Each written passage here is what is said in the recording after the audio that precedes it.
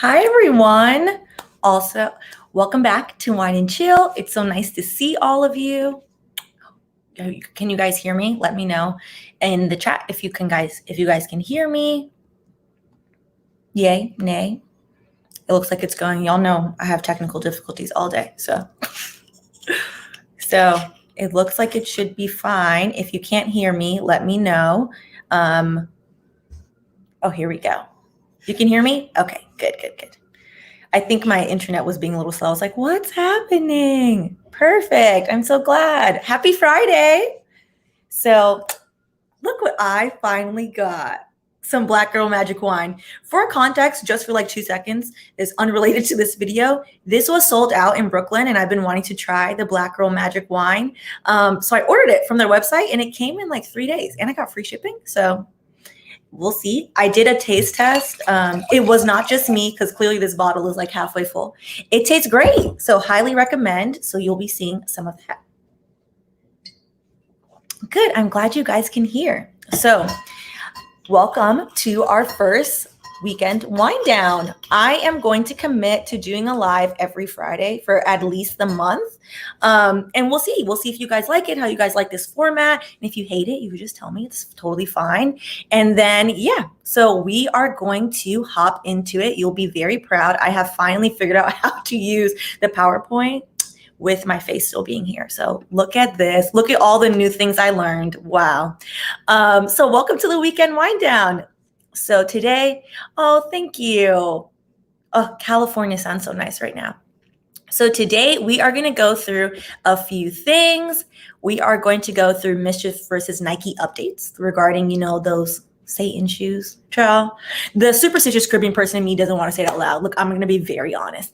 So we have some updates on that case. We are going to do 2 Capitol Police officers are suing Trump over the insurrection, which I think it's important to cover this topic, as I feel like people have forgotten about it too soon. And I'm all about holding people's feet to the fire. But with that being said, so there's I have trigger warnings built into it as well. So I just want to let y'all know, I know it's Friday and I don't want to upset your Friday. So if that is upsetting, let me know. And then maybe I can just film it separately. So that's totally fine. Definitely understand. Then we're going to do Koko, aka Khloe Kardashian, in the photo that caused so much commotion that she then hired lawyers to get taken down. And maybe, some bonus ones. So let me know if you guys are okay with this agenda. After we do Mischief, let me know if you want to do Capitol Police versus Trump. If not, it's totally fine. Just let me know in the comments before we get there, because I don't want to ruin y'all's Friday and scare you. It was very upsetting. I'm going to be honest. The lawsuit is very upsetting, but can only make change by forcing people to not forget. So with that being said, I'm going to run this kind of how we do Wine and Lawsuits Wednesdays. We'll used to do Wine and Lawsuits Wednesdays, because I realized that although I really like the format and you guys like the format, I kept putting it out super late because corporate is whooping my butt. So with this, at least we'll get to do a couple, then you pick which one live that you like, and then we can do the deep dive. We can do it that way. Up to you. So and then I'll take calls in between. So if you guys want to call in, and we'll do that. So happy Friday to all of you. So let's start with some Mischief updates. All right. So here is our dear friend, Lil Nas X, and his shoes that caused all this commotion. So I did a video on this when this first happened. Nike sued Mischief. Mischief is basically a shock factor atelier, a troll atelier, if you made. They make very shocking shoes. They made a Jesus shoe, as seen here. They made a... I'm seeing y'all's comments. They made the Satan shoe, which is what they called it, with allegedly a drop of blood, the blood being their employees, is what they told CNN. So that sounds like a hostile work environment, but that's none of my business. So basically what then proceeded to happen earlier this week, and actually last week as well, Mischief came back and sent a letter to the court and was like, hey, we have done this before. They didn't complain when we made a Jesus shoe. We literally titled a Jesus shoe. They put alleged holy water in the shoe. And to Mischief's point, they're like, well, they didn't protect their trademark at that point. So why are they coming at us now for this Satan shoe? So a trademark is all about, trademarks are only as good as you enforce them. So Mischief's point is, you didn't enforce it before. So why are you enforcing it now? What are you mad about? To which, mind you, their whole letter came maybe hours later after Nike had filed a TRO, which is a restraining order. So basically, Nike filed a TRO, and I missed that part, filed a TRO saying, hey, you can't sell these shoes, to which then Mischief sent their letter and said, hey, this whole time I'm sitting here talking to y'all and I forgot to put it on the screen. After I just told you I was so excited that I had finally figured out the technology. I'm fine. I'm getting there. Hey, Kim. So they did all of that. And then Mischief responded with this letter and was like, actually, we already shipped all of them except for one. So I don't know what you filed the restraining order for, because what are you going to do about this? Then earlier this week, I think it was yesterday, Nike and Mischief settled, which I figured was going to happen.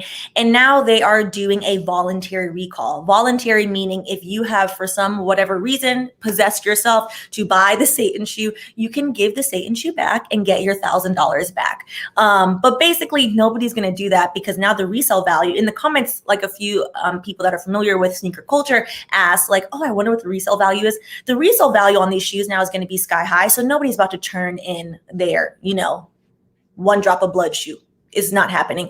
But basically the whole case is now wrapped up since they settled and everything's done. And we have some people have raised their blood pressure for no reason, as this all was resolved within 2 weeks, as we figured it would. And the real winner here is Lil Nas X, who had a great time, got to showcase what he wanted to do and got great press for his song. So all is well that ends well. So that is our quick little update there. One drop rule shoe. That's what I was thinking too, Jace. Ciao. So yes. So up to you guys. So now technically we are going to talk about Capitol Police versus Trump. Let me know in the comments if you guys want to talk about this now or if you don't want to talk about it before I just fling it on you. And as a pre-warning, there are pictures. The N-word is written in the lawsuit. It's a lot. So I just want to be very honest. What did Nike win? Nike won nothing. Nike won basically telling people see, we didn't authorize this and we have cleared it up and this is why we sued them. So I would guesstimate between Nike probably spent 20 to 30 grand in lawyers' fees and Mischief probably the same. Mischief more so, I think for them it's more about the notoriety because they only made, and I'm saying only, it's a lot of money, but not for a company. They only made $660,000 minus all of the expenses. So probably came out with 500 grand. Was it worth all of the craziness? Probably not. Okay, y'all are ready? Okay, grab your wine for this. And we are going to talk about the insurrection because I refuse to let people get away with this. I personally refuse. So let's go. All right. And then after we'll do a midway break and then do calls then. So we'll do that. That's a good question, Chelsea, before we get into Capitol Police. I don't think Mischief is owned by any other private company. It's they have, when I looked them up on LinkedIn in the old video, I think they have 16 employees. They're owned by a few very bold Brooklynites. So we will go ahead and we'll do calls in between to break up what is a lot of commotion in this lawsuit. So there are two Capitol Police officers are suing Donald Trump himself. Good old Donald. Basically, they are suing for 5 counts. So I'm just going to read you who the plaintiffs are in this case. And this was published in the New York Times. So every piece of confidential information or personal information has been redacted because, of course, Mar-a-Lago is definitely probably listed there, even though everyone knows where that man lives. So paragraph 2. So the plaintiffs, James Blassingame and Sydney Hemby, are United States Capitol Police officers. They are both residents and citizens of Maryland. The defendant, Donald J. Trump, was the 45th president of the United States from January 20th, 2017 to January 20th, 2001. He is a resident and citizen of Florida. I love them making him normal. So in case, you forgot and what happened, this happened.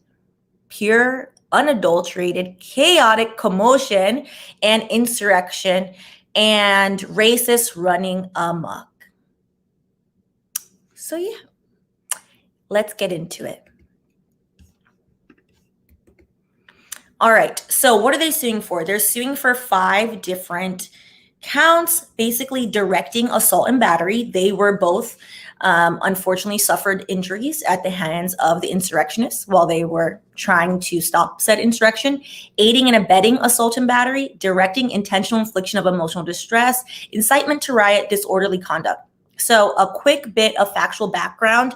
The way this case is written out, we're going to read through, not all of it, it's about 40 pages, but a good chunk of it. The case is written out. It's very hard to read because it's written from the point of view from the two police officers, which is when we get there, it's basically like, hey, I woke up at 5 a.m. I went to work like I was supposed to go to work. Next thing I know, mofos are pinning me in the corner, calling me the N-word, trying to beat me. So just so you know this, what is about to happen. So a little bit of factual background. So James has been working as a 17-year veteran for the United States Capitol as a police officer. So they've both been police officers for a decent amount of time. So basically, paragraph 7, the insurrectionists were spurred on by Trump's conduct over many months in getting his followers to believe that his false allegations that he had. I realize I don't have like my glasses on. I'm like, wait a minute, my contacts ain't as good as they used to be. Hold on, I'm gonna remove myself so I can put the computer close to my.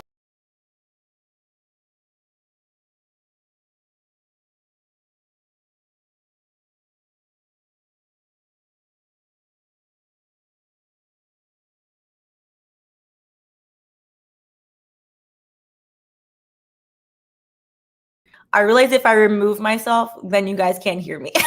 So I'm just gonna lean close and don't be alarmed as to why all of a sudden y'all are really into this 5-head. Okay.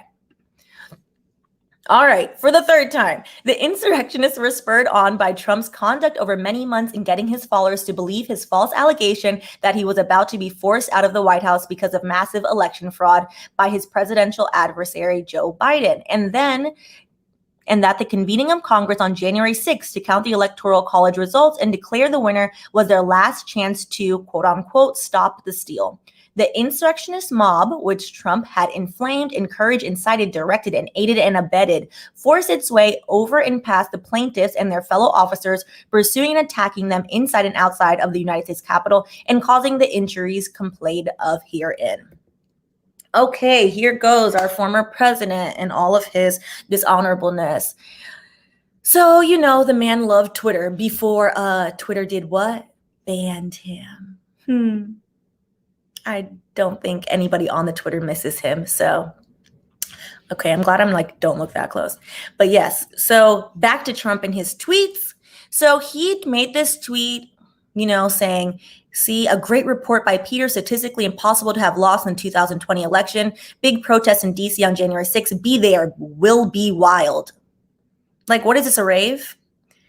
Anyways, continuing on, paragraph 28. So Trump's December 19th tweet about the January 6th rally was taken by many of his supporters as a literal call to arms. For example, within minutes of Trump posting this tweet, it was shared on pro-Trump website called the Donald.win.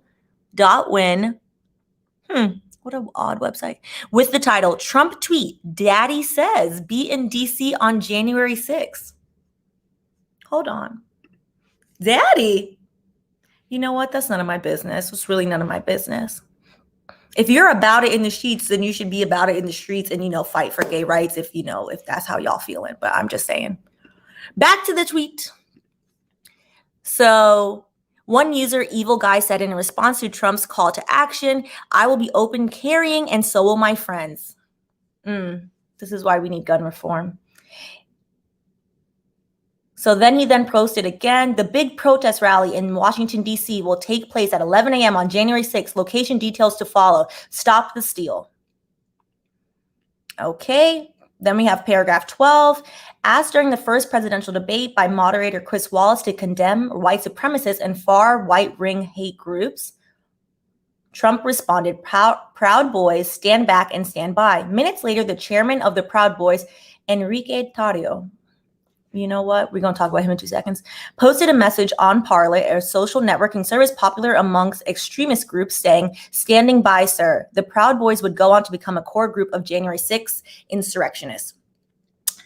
The man who responded, yes, the daddy boy. Yeah, you know, we're going to do a call right now after I read Enrique for Filth. The man who responded is Cuban American. Having grown up in Miami my whole life, I'm not surprised. AKA, go drag your brethren because this is foolishness. How did you join a white supremacist group, but you identify as an Afro-Cuban? You know what? That's none of my business right now. None of my business right now. I'm going to send you guys the call-in link and we'll take a small little call-in break because I know this is just about to be a lot. Exactly. That's a whole nother issue. That's a whole nother issue how I'm going to drink wine. So if you guys want, you can call in. We can talk about the zaddy, you know, or whatever the hell that is that they want to call Trump, apparently, child. And then if not, we'll continue on our not so yellow brick road.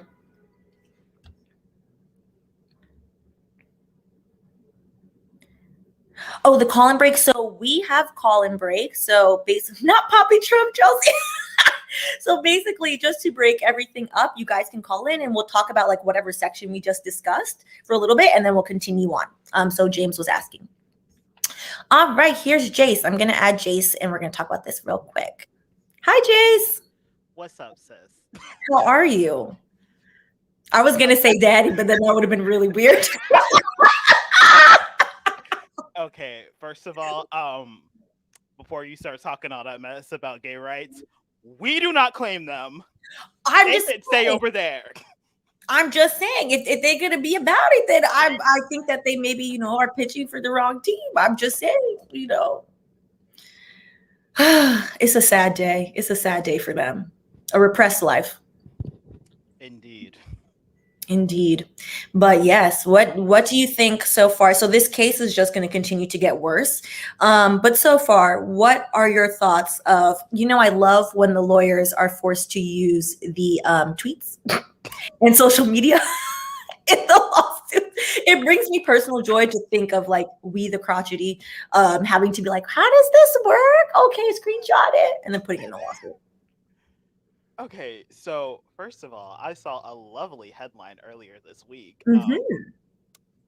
54% of Republicans don't believe the insurrection happened. Which is why we're having this conversation, because it really irks my nerve. Continue, sorry. Or it wasn't as bad as people were saying it was. And I'm just like, sis, we caught y'all in 4K. No, sis, we caught y'all in 8K. These new iPhones is cray whack. Like, we caught y'all in 8K. We saw all your faces. There are people who have, like, literal websites that has everyone's faces screenshotted. And I'm just like, but it didn't happen, or it wasn't that bad. Okay, sis.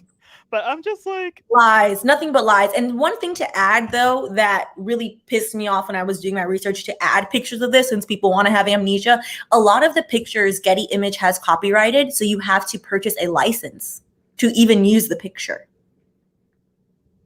If you could see my face right now. $400, mind you. I ought to click on their website and just read them so y'all can see it. Who got $400? These skills don't go that far, even though I am a tech attorney. Y'all know this. Like, me actually using the tech is a little challenging. Once again, they should make a TV show out of that. It'd be funny. Well, thank you, Jace. We have another caller. So I'm going to take this call and then I will catch you on the next part. All right. Bye-bye. All right. Bye. Hi, how are you? Hello, can you hear me? Yes, I can hear you. Hi, Stephanie. Love your videos. Nice to be on. Thanks for having me. Of course. How do you say your name? It's Nad. Nad? Okay. I just wanted to make sure. I always hate when people say like other people's names wrong. Yeah, I'm not sure. Are we speaking about like the Trump case and then what happened in relation to like the Cuban being the one that's heading it up? If you want to, honey, I wasn't going to touch on it, to be honest. But that is a layered conversation that I don't have enough wine for right now. Yeah, I mean that is super intense. That I've been arguing with them about my whole life. Oh, 1 second. Thank you, babe, for sending me $5. I appreciate you. But yeah, whichever parts you want to talk about, you know, I'll Well, have. I was kind of interested in the Nike dispute because Yeah, we can talk about that really quick.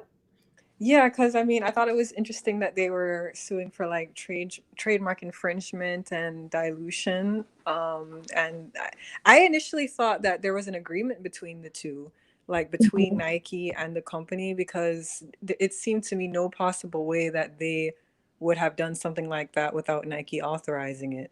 And then, Well, what did you? So I have a video on that. So Nike didn't authorize any of it, which is common. Like a lot of like these shoes like get customized. I think Nike only reacted because people had such a negative reaction to the shoe. Because usually they just ignore. The last time Mischief did this, they ignored them. They didn't say anything. right, which is why, like, well, I thought that they had some sort of trademark agreement. Like, they agreed that, okay, you can use our trademark in this specific way, but it seems that they just designed it and we're just like, well, whatever happens, happens. You know, like, they kind of, and because of the backlash, as you were saying, that is the reason why, like, Nike tried to put an end to it. Yeah, definitely. Yeah. So Nike's standpoint was they didn't have an agreement of any sort. And then Mischief also admitted, like, hey, like, I don't have a Mischief. Their defense was, oh, this is satire. I don't have to ask you for any permission. I'm just going to do what I want to do, which, to be honest, they did. Nike didn't really win. The shoes are still out there. We've all talked about it. But I think now everyone's done talking about it. So I think in that regard, Nike won. Well, yeah, but I think Nike was more concerned about them like diluting their trademark and also causing confusion. They don't want to be associated with that kind of backlash in terms of Satan and blood. No, for sure. For sure. The dilution point, I think, was their strongest point. The trademark point, I think they would have lost on that just because trademarks are only as good as you protect them. And since Mischief, they have a history with Mischief of not protecting it. But the dilution point was definitely a strong for their suit. But since it's settled now, it's all like a moot point. Right, no, absolutely. I was just thinking like if they hadn't settled, but I think that it was very smart for the company to have settled because I don't think it's successful, honestly. I agree. Because also what was going to be the point? You know, they are doing it for like the PR and we all like on social media, our attention span is like, oh, well, that was the thing of last week. Thank you so much, James, for the super sticker. Yeah, well, I mean, that was interesting, but I mean, it's going to be interesting also to see like what happens with this Trump versus the Capitol Hill versus Trump because it's like the proceedings against him didn't really go anywhere. So hopefully the criminal action can stick, you know, like I don't know if it will, but it seems like it would work out more than like what happened in Parliament, you know, hopefully. Yeah, so this one is, they haven't done criminal yet. So this one is a civil case. So this is going to be interesting because they're suing him as a private person. So they're both suing him for at least 75,000. So to get into federal court, you have to sue for 75,000. So that's actually a good point. I should have mentioned that. So yeah, so they're both suing him for 75,000 or more worth of damages. And unfortunately, the way like the US system, 99% of cases settle, I'm really hoping they don't settle and they actually go to trial because to the point that Jace made, a lot of people are pretending like none of this happened or that it like wasn't a big deal. And it was a huge deal. It's very shameful and like accountability needs to be had. Why do you think they aren't pressing criminal charges if they suffered injuries? Why are they not? Is it because he was acting in his capacity as president, etc., or why do you think they're not pursuing that? I think it might come eventually, to be honest. I think they have to wait and have more evidence. Like for, gosh, not to bring up OJ, but sometimes people will lose the criminal case, but they'll win the civil case. Yeah, that seems to happen a lot. Like the civil case is easier to prove because the burden of proof is different. The burden of proof in criminal trials is without a reasonable doubt, beyond a reasonable doubt, sorry. And the burden of proof, depending for civil trials, it depends on like what the claim is. But for this is preponderance of the evidence, which means more likely than not. So like more likely than not, you riled up all these people and now we're here in this commotion. Versus beyond a reasonable doubt is I know that you did this and there's no doubt there.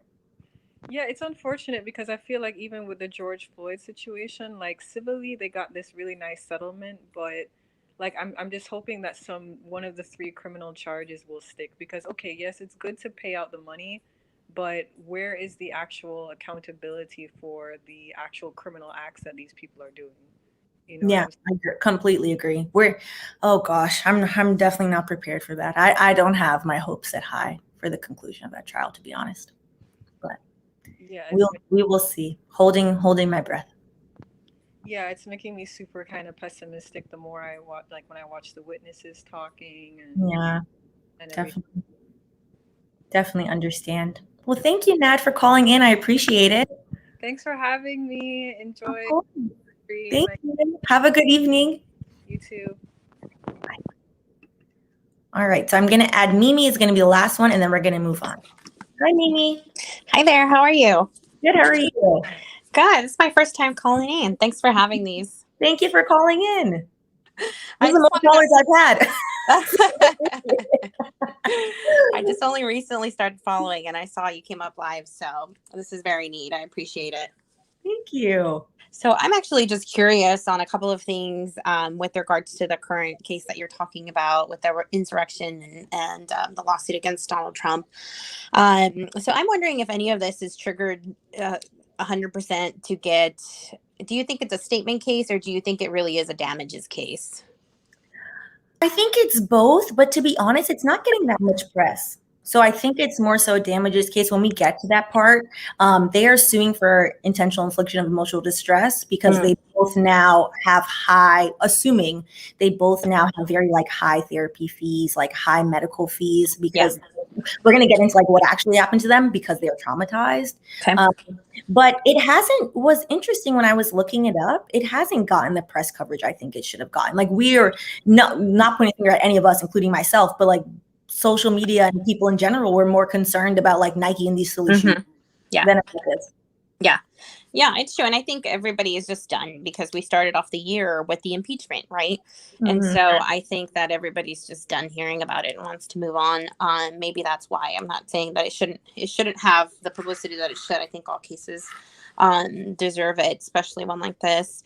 I just wonder how the E&O carriers are going to play out for this, since there's usually a professional liability carrier whenever anybody holds a public office, and even when you don't, and doctors and lawyers, it's very common to have E&O. So I'm wondering if this will be money that they will get directly from Trump, or if it will be an insurance carrier paying out the claim. Yeah, I think in terms of optics, I think him just being liable for it in general, regardless of who pays it out, will be like the victory that people need to see. But if it settles, we'll never know any of that. Yeah. Which is unfortunate, which I'm very like anti-settlement, but also lawsuits for the person suing, a lawsuit is a traumatic experience. Yeah. Like you have to live all of it. So it's unfair, for us to be like, for me to be like, no, do it. It's the right thing. Like, I don't want to talk about this. So it's really hard. Yeah. Yeah, perfect. And I think the other point that I had was, or that I wanted to talk to you about was how common it is now to see Twitter and socials being used as evidence. And I actually want to know if you know of any type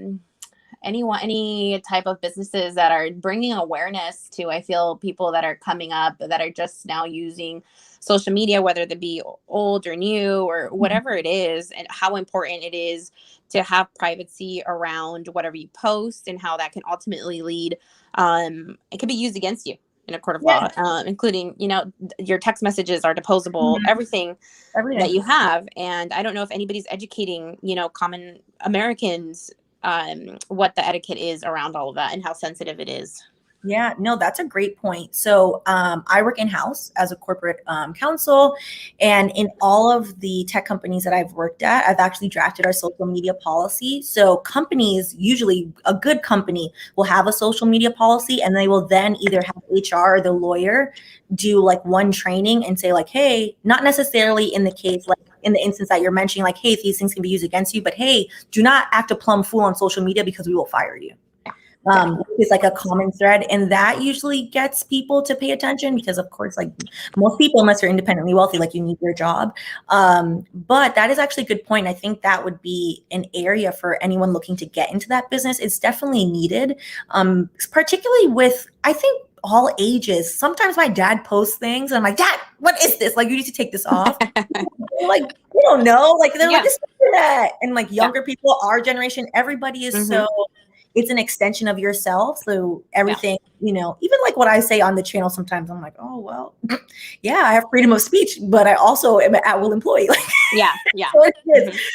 so I think definitely people should be cognizant of it if you're not cognizant of it. And I think in the terms of, say how you feel. If you feel strongly about something, for example, I feel strongly about this, we're doing this video.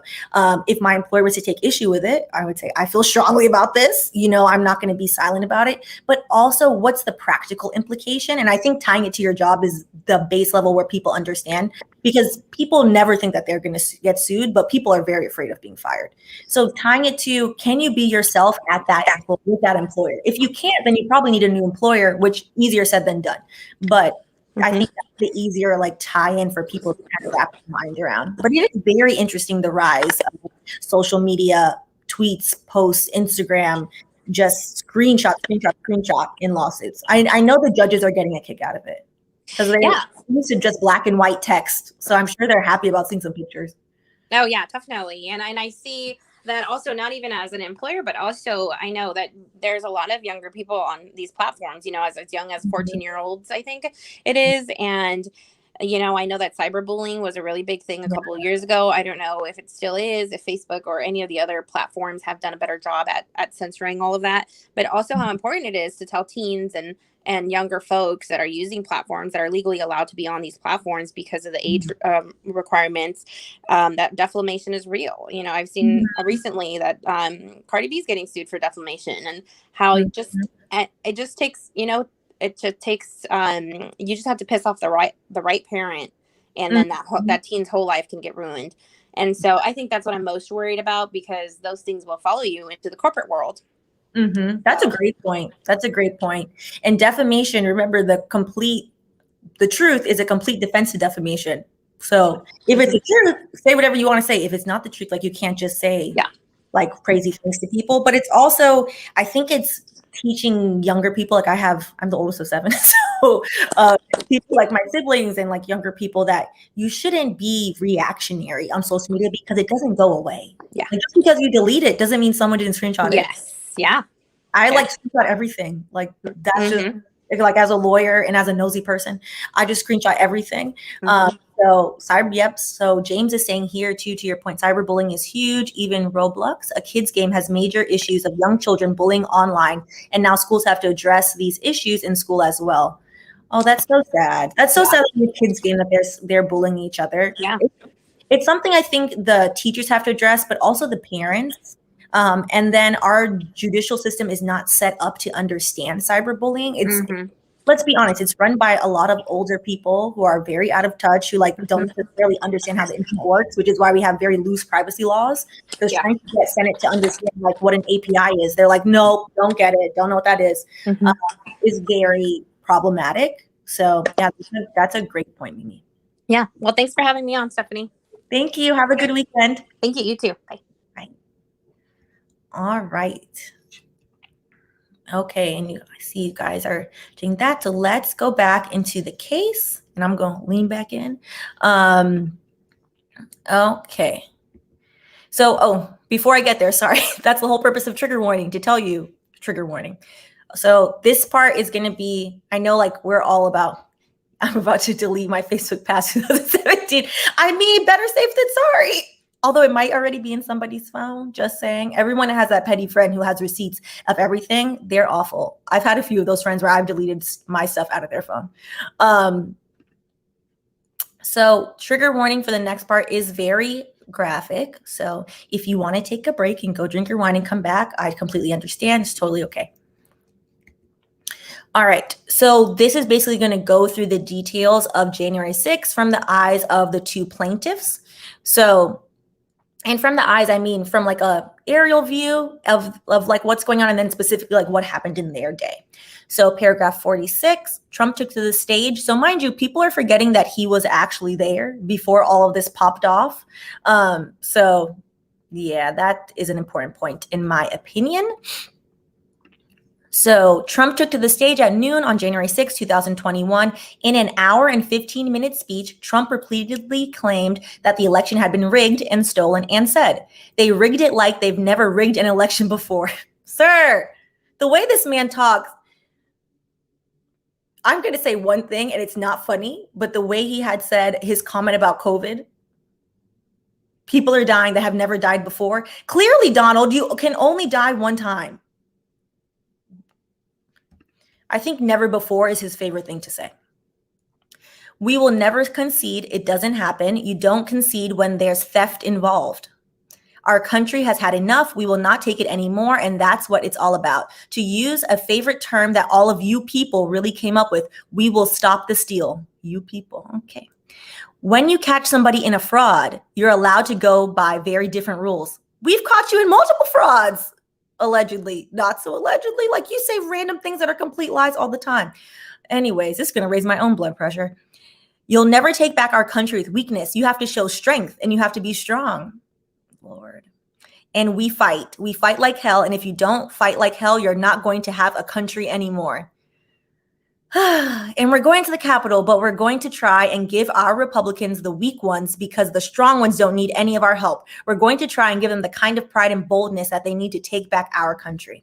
Again, hearkening back to that lawsuit that I owe you, where the NAACP is also suing Trump for said riot on behalf of a Mississippi senator who I am forgetting this man's name right now. This country belongs to everyone in this country. Not just white people. This country particularly belongs to Benny Thompson. That's his name. The senator from Mississippi, who is probably the great-great-grandson of a formerly enslaved person who worked this land, who built Mississippi. This is some foolishness. And continuing. So now we have paragraph 47. As he was making these remarks, Trump followers on the ellipse began chanting, "Fight like hell and fight for Trump." After he was done speaking, they changed to "Storm the Capitol, invade the Capitol building, and take the Capitol right now." We're going to move over to the right-hand side. Paragraph 53. At 1 p.m., Capitol Police Chief Stephen Sund called for backup from the Metropolitan Police Department, which deployed approximately 100 officers to the Capitol grounds within minutes. Shortly thereafter, Chief Sund asked House Sergeant at Arms Paul Irving. Okay, so they're calling more people. All right, so the crowd keeps growing through 1 o'clock. Then we have paragraph 55. By 1:30 p.m. on the west front of the Capitol, Capitol police officers were forced by insurrectionists to the top of the Capitol steps. Meantime, Trump's speech had ended and many more thousands of protesters began marching toward the Capitol. At this point, they're not protesters. They're starting an insurrection. After about 40% of the phones tracked near the rally stage on the National Mall during the speeches were found in and around the Capitol during the insurrection. So basically, they're trying to show, hey, 40% of these people were already here listening to you and your foolery, and this is why they're happening. Showing that many of those were listening to Trump's speech followed his directions to march on the Capitol. Okay. All right, so then we have paragraph 71. So eventually they did get into the Capitol. Paragraph 72, Officer Hemby was attacked relentlessly. He was bleeding from a cut located less than an inch from his eye. He had cuts and abrasions on his face and hands, and his body was pinned against a large metal door, fending off attacks. His primary focus was to survive and simply get home. By 2:12 p.m., the insurrectionists entered the building through broken windows on both sides of the Capitol, opening up a door for additional insurrectionists to enter. Some of those that entered had guns. Some were in helmets and tactical gear. Many carried baseball bats, Trump flags, hockey sticks, fire extinguishers, stolen police shields, collapsible batons, and other weapons. Do you know the amount of crimes these people committed? And then proceeded to walk home after they committed crimes. Federal crimes. Child. Paragraph 77. Inside the Capitol, the insurrectionists continued to physically attack Capitol Police while taunting them, saying, among other things, "You are outnumbered. There's an effing million of us out there, and we are listening to Trump, your boss. We can take you out, and we were invited here by the President of the United States." The caucasity of this. Paragraph 78. As Officer James Blessingame and Sidney Hemby attempted to protect themselves from the insurrectionists, Trump watched the events unfold on live television. Those of who were with him claimed, this is all alleged, remember this is a complaint, that Trump was delighted and was confused about why other people on his team weren't as excited as he was. Others described Trump as borderline enthusiastic about the unfolding violence.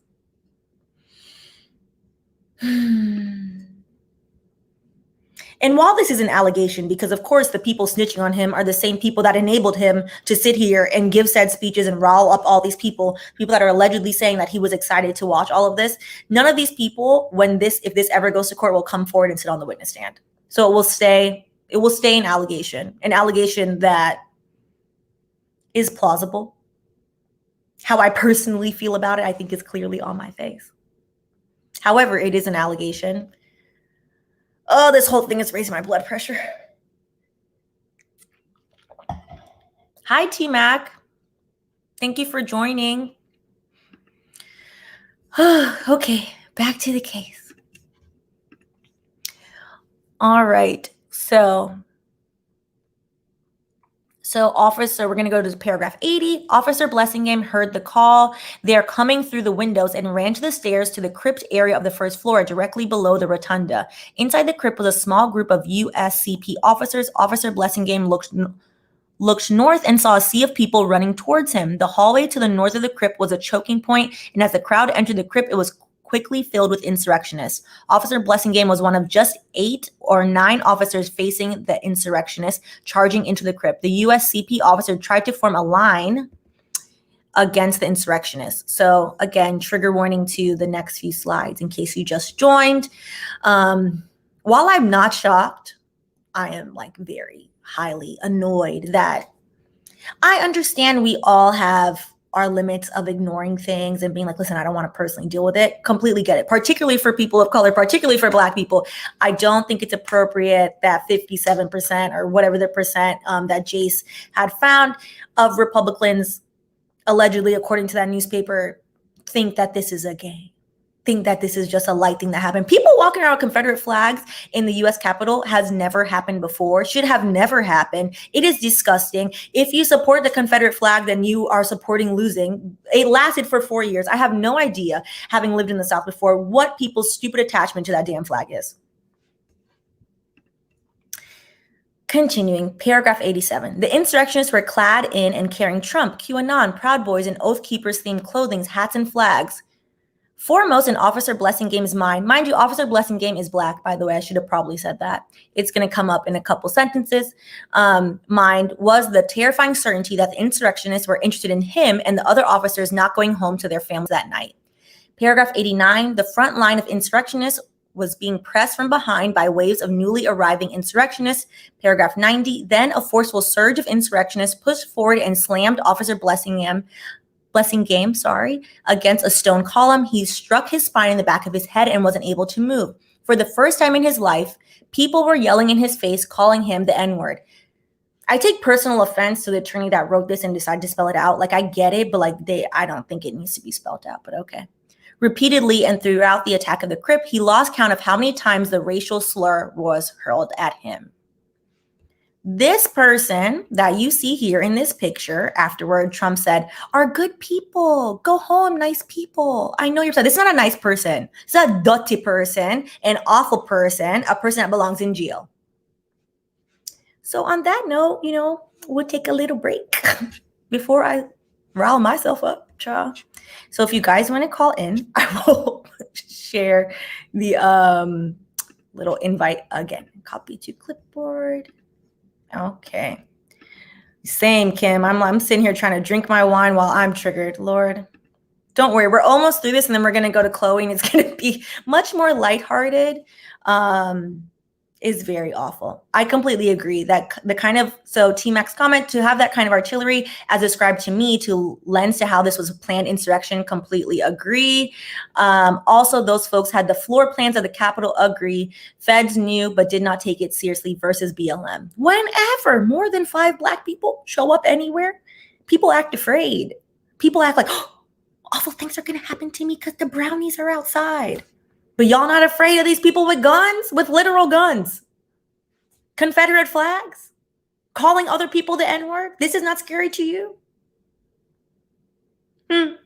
Interesting. Yes, James, we'll take a blood pressure break.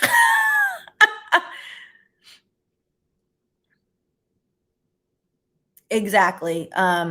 Iomede. So I'm sorry if I'm saying it wrong. But the Capitol security shot the black guy that was having an episode when he crashed into the wall. Exactly. But y'all not afraid of these people? These people are scary. These people have literal military grade weapons, and this is not frightening to anyone? Interesting.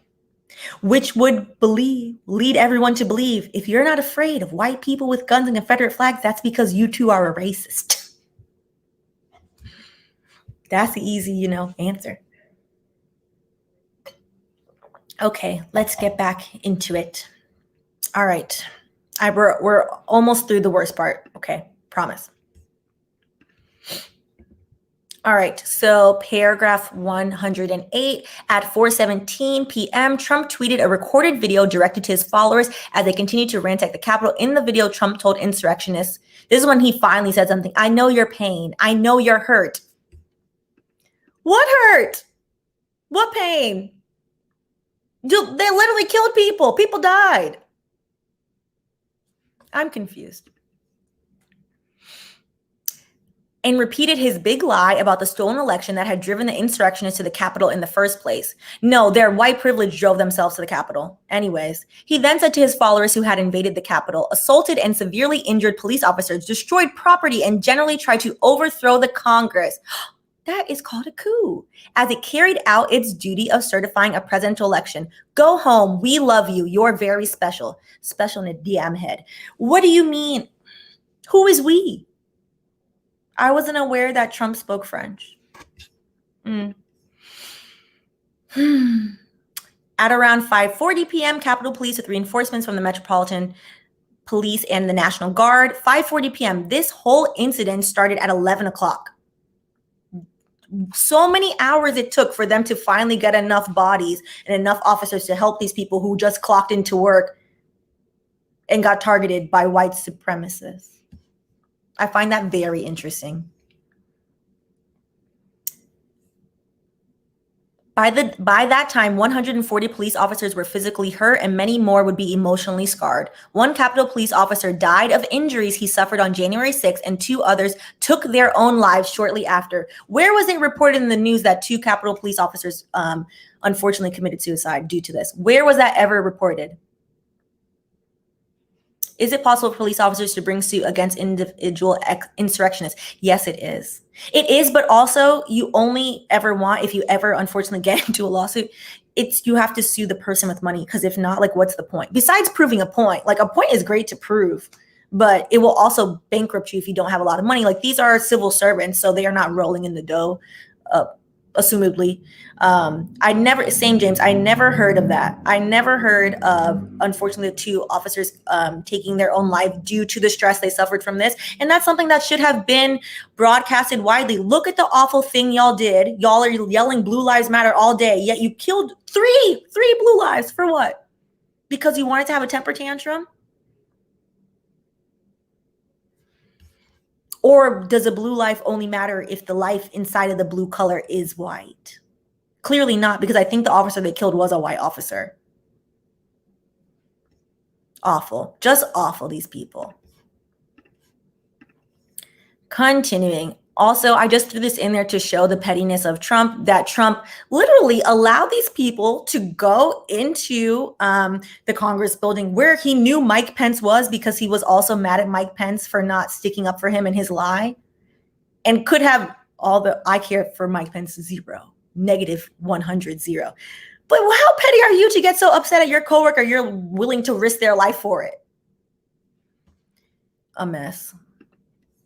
So he posted this tweet. Mike Pence didn't have the courage to do what should have been done to protect our country and our Constitution, giving states a chance to certify a corrected set of facts, not the fraudulent or inaccurate ones, which were asked to previously certify. USA demands truth. You had the truth. You just didn't like the truth because you didn't win, which is being a sorry loser. So this is the last of it, and then we are done, and I'm very sorry again. So this is from Officer Blessing Game. So from Blasting Game, I think this whole time I've been saying it wrong. I apologize.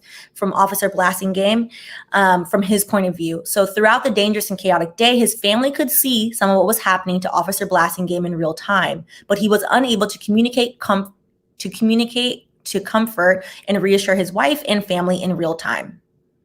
How terrifying do you think that is to see your husband on the screen being berated by incensed white national supremacists with Confederate flags?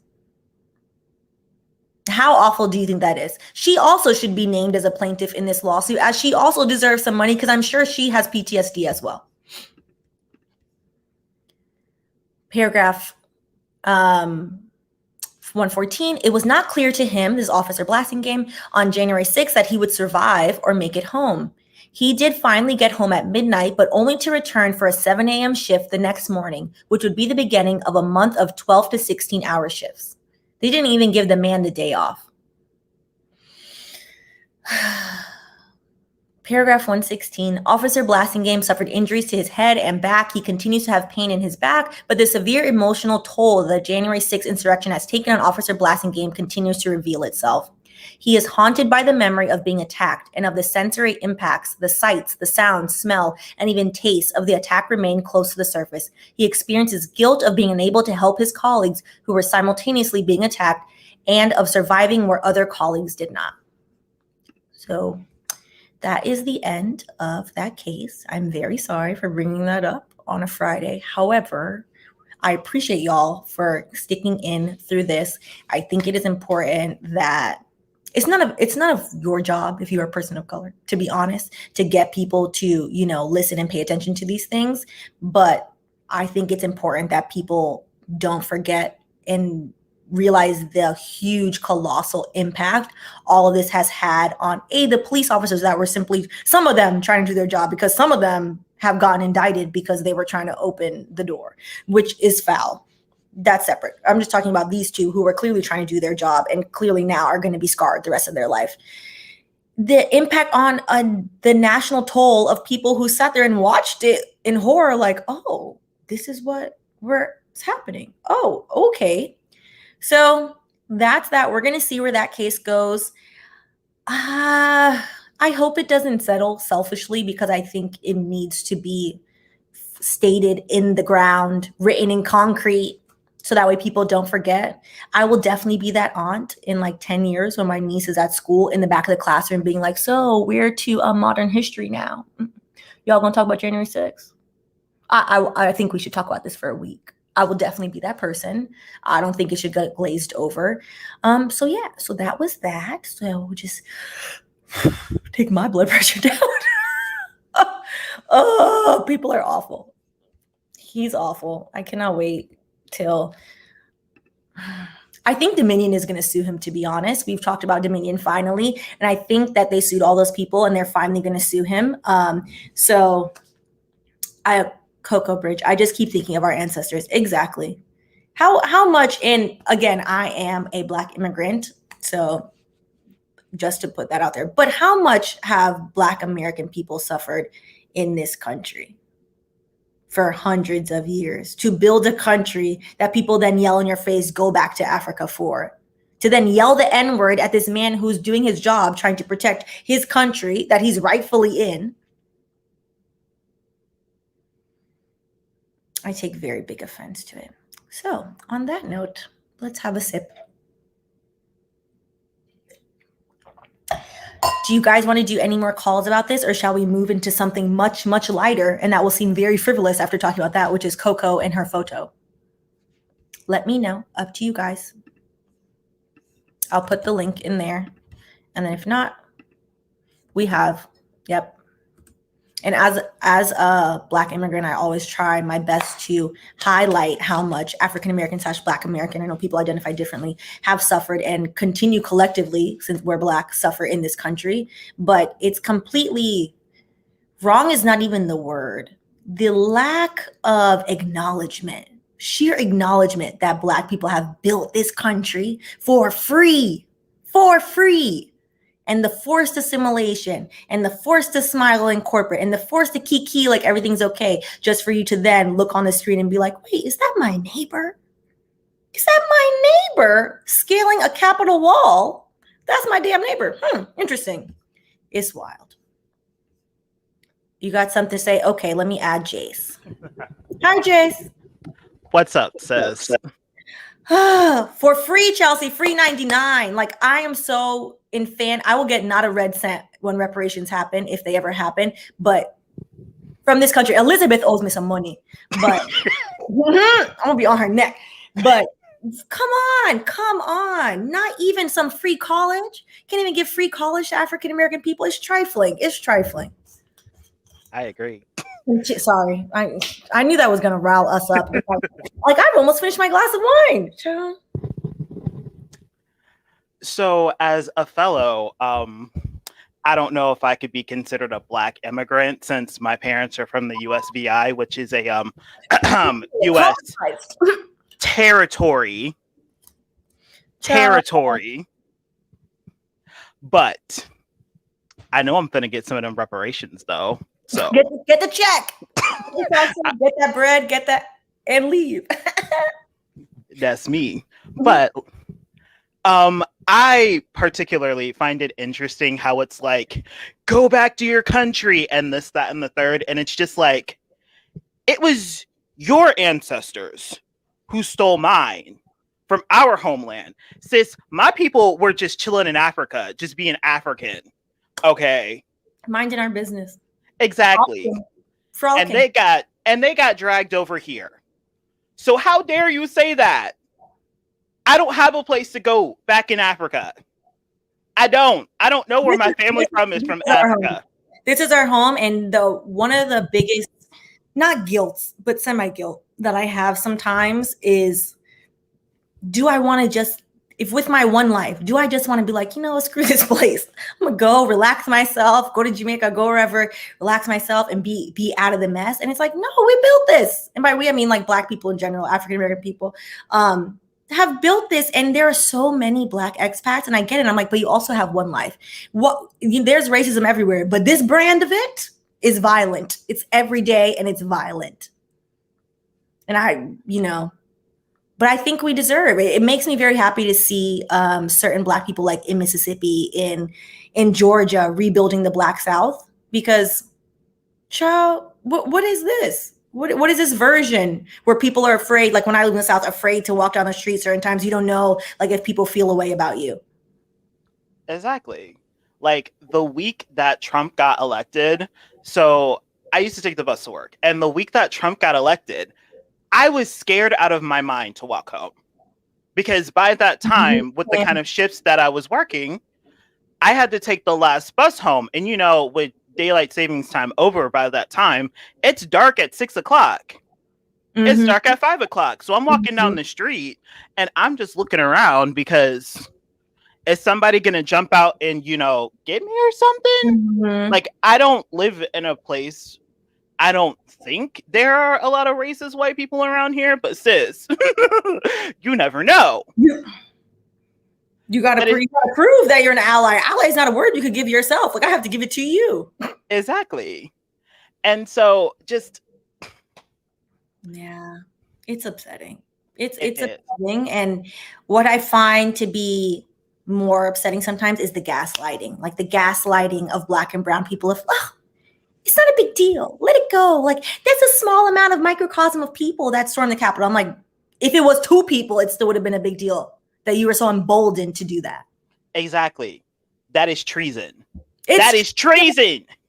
Thank you. That is the part that kills me. People are over here talking about patriotism and we're writing our rights. And I'm like, you're a treason. These are treasoning acts. Patriotism. This is treason. This is destruction of property. This is vandalism. This is a riot. This is many things. Patriotic, it is not.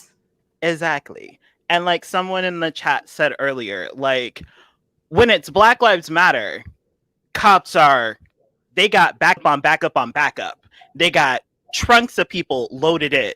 But for this, I find it mad interesting how they're calling in people while it's happening. And I'm like, okay, listen. Y'all know when me and my Blackness is walking around my house, ranting about K-pop. I know y'all know. I know y'all got your FBI agent tracking me, tired of hearing me yell about EXO Kai. So you cannot tell me that y'all did not know that this insurrection was going to happen. They knew. There were people all over social media being bold about it, which I'm just like, I saw those posts and I'm just like, to have the confidence of a mediocre white person. I had a shirt in law school that said that. Where? Well, for those of you in New York, you guys know I went to Brooklyn Law School, so I used to walk around Brooklyn Heights. There's a very white neighborhood, but very like, so liberal, like, we're all nice white people. Child used to wear that shirt and they used to stare at me like this. Like, we can't say anything to her, but I'm uncomfortable. I'm like, why are you uncomfortable? If it doesn't apply, let it fly. Exactly. I know what I did with that shirt, actually. Damn. Should go buy another one.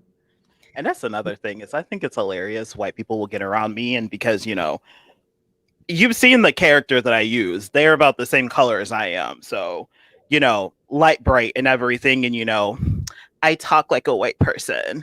And so I've had white people get around me thinking, oh, I can just be whatever around them. For the Ave to come out real quick when they start edging into like racist territory. And they're just like, what? And they'll look at me all crazy. And they're just like looking at me crazy, like, oh my God, you're black. Like, oh my God, it's obvious.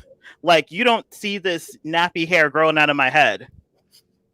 Joe, they're used to having that one COOO. And they are, and I used to be that person, but not anymore. See, we all can grow and we can change. Even these insurrectionists, I believe they can grow and change in jail. Exactly. In jail. On concrete. Under the jail. Under the jail. Exactly. So James said, free Brooklyn reminds me of how the liberal Harvard would publicly show their liberal views.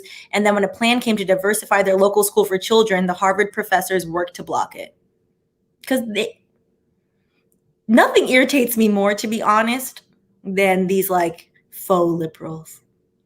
We're in post-racial. Everything is nice. See, I have one black friend. Do you know how many of my coworkers have innocently in their mind, very creepily in my mind, have pursued trying to like hang out with me, my boyfriend, because they need a black couple friend? And it's so obvious. I'm like, I don't want to hang out with you. I know what you're doing. Like, it's very weird. It's creeping me out. I'm not doing it. Child. We got a lot of work to do. But on that note, I'm glad we've all lowered our shoulders. And by we, I mean me, because, oh my God, that stressed me out. And we can move on to something very silly. And part of it is silly and part of it is serious. And I think it would be like a good conversation to have. So we're going to move on to Koko. So I will talk to you in a few, Jace. All right. Thank you for having me again. Of course. You can call it what you want. All right, guys. Yes, in the jail.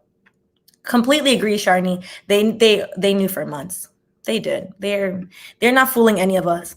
The man tweeted all of them to come there, like it was a cookout with raisins in the potato salad. Child, bye. Think we are Boo Boo the Fool. All right, so let's talk about Koko in the photo. So of course, being the good lawyer I am, I'm not about to post this photo, but I will send y'all a link. And we will talk about it. There is nothing wrong with her in this photo, but she seems to think so. So let me find it and send you a link to, bold news networks that have much more money than little me. So this is the actual photo. This that you're looking at is actually a sketch drawn from a very petty plastic surgeon. Actual tracing of unedited, unphotoshopped pic. She is threatening legal action to force people to take down. But I drew this one so she can't do shit. And that's what he said. So we are going to talk about that. Hey, Ashley. Child, listen, I can't. I only eat potato salad from certain people. I've learned my lesson. All right. So we are going to talk about the DMCA and Cosmetic Chris. So there were a few plastic surgeon accounts and then people that are pro plastic surgery and just people that do like plastic surgery commentary posted the photo of Khloe and were like, oh, hey, these are the areas where she's had plastic surgery. This is what their accounts are. And a lot of these accounts, Chelsea and I were talking about it. It was very interesting. A lot of these accounts are very much, they're trying to help people. They're very body positive. You'd be very surprised.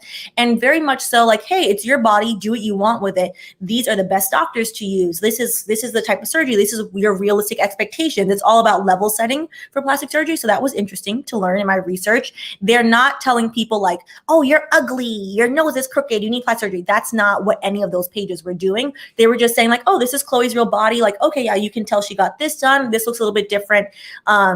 Koko got upset because the picture was unedited and she heavily edits her photos. Now we can get into that, like the why, because there are valid reasons, I would say. And by valid, I mean valid to her as to her editing. However, if you look at the photo, she doesn't look bad at all. Like she looks fine. She's 36 years old. Like she looks great, to be honest. Most people didn't see anything wrong with the photo, which is why people were then like, gave her the, what is it? What did Kourtney say to Kim that one time when Kim dropped her diamond in the ocean? Kim, people are dying, when Kim was crying. That's why people are treating Koko like this, because people generally like Khloe the most out of all of them. They're all problematic in their own way, which we could talk about a different day. So basically, this is what happened to Cosmetic Chris. So she runs a plastic surgery positive, I guess, Twitter and Instagram, where she talks about plastic surgery and she offers, I'm not sure if she charges people, I think maybe free, I'm not sure, but she gives people consultations on like, okay, you're interested in this. Actually, maybe, sweetie, like you don't need that. Maybe you just need this, or maybe you just need some Botox, whatever. That's what she does. That's what her page is about. So she pointed it out, and then Twitter then sent her this DMCA takedown, and they locked her out of her page, which is a very big escalation of the whole situation. So an attorney, so Evan N. Spiegel, Esquire, and Lavely and Singer, PC. I'm leaning forward because y'all know I cannot see. I have my contacts in. I'm like, am I getting more blind? This is so bad. So what is this infringement happening? Description of the request. We are counsel for Mary Jo, MJ, Shannon. That's their grandma, right? Nana posted the picture, I guess, by accident, y'all. Copies of a photograph captured by our client, which captures our family member, Khloe Kardashian. And then it goes forward. It got cut off in Cosmetic Chris posts. But basically, they said like, oh, you have an unauthorized photo of Khloe. You cannot be posting this. So they claimed copyright on her, which is interesting because there are thousands of pictures of that family that they have the copyright to, that people just post and repost all day. So it's because the photo is unedited and because Khloe personally is taking issue with the photo and doesn't like it because she doesn't like how she looks in the photo, even though most people agree that she looks fine.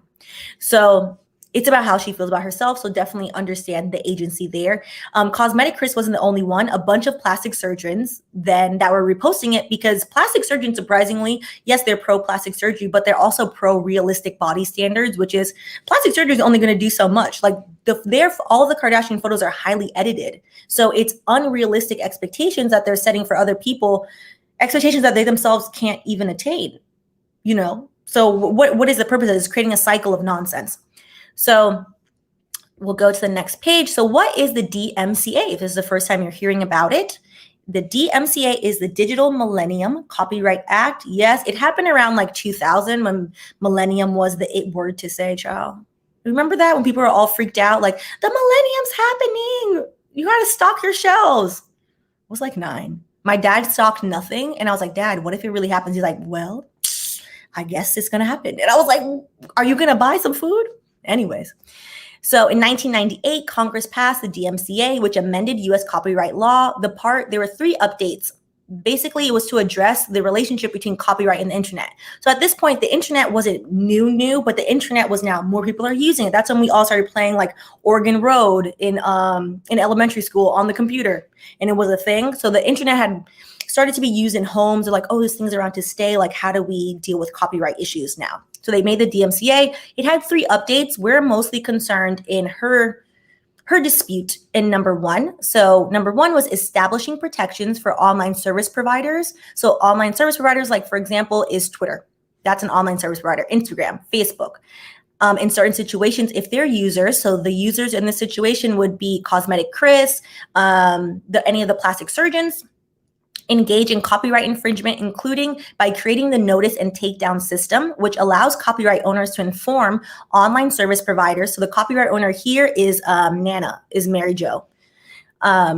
Okay, service providers about infringing material so it can be taken down. So DMCA is very positive. For example, when I posted that Kanye video back in the day, my nose running, back in the day, someone took the whole video, the entire video, cropped out the beginning, where I said, "Hi, my name is Stephanie. Welcome to Wine and Chill." Reposted the whole video. Didn't credit me, nothing. And I was like, what the heck? Was making money off of me. Didn't even say like, "Hey, is this for what?" Nothing. The whole entire video. So what did I do? I was like, "Oh, you want to play?"